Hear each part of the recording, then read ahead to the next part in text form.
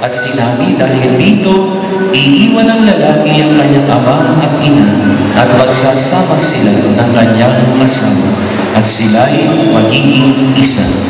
Kaya hindi na sila dalawa, kundi isa. Ang pinagsama ng Diyos ay huwag paghiwalayin ng tao.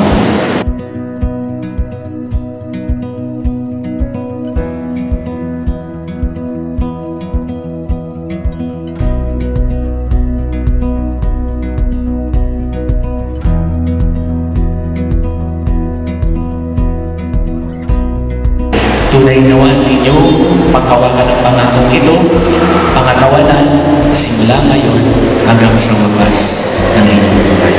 Yan ang aming samot dalangin para sa inyong dalawa at yan din ang papahayag nating misyon para sa lalong ikakatagumpay ng inyong pagsasama bilang mag-asawa. Oh God, I need you.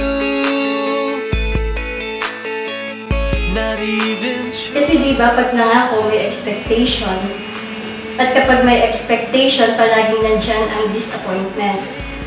At ayokong ma-disappoint ka. But there is one promise that I won't break, kaya malakas ang loob kong ipangako yun sa'yo.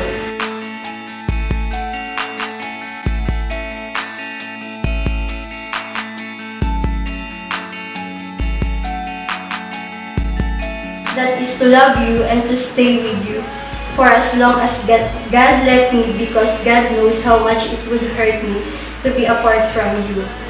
You are my life, Mr. Giancarlo Sison. Ikaw ang lalaking mahal ko. Ikaw ang lalaking kumukumpleto sa akin. Kaya hindi ko kakayanin kung mawawala ka sa akin. I love you so much.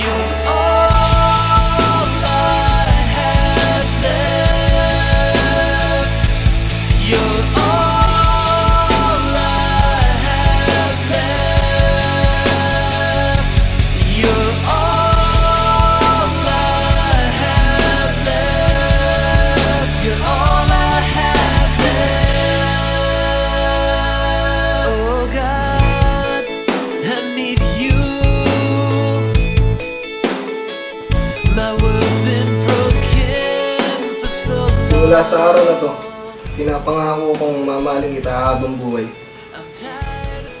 Na kahit tumaba ka, pumuti ang iyong buhok, kahit kumulubot ang iyong balat, ikaw pa rin ang mamahalin ko habang buhay.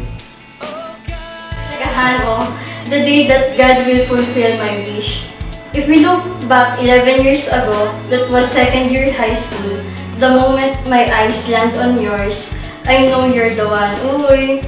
Anyway, while preparing my vows to you, I realized that I don't need to promise anything to you.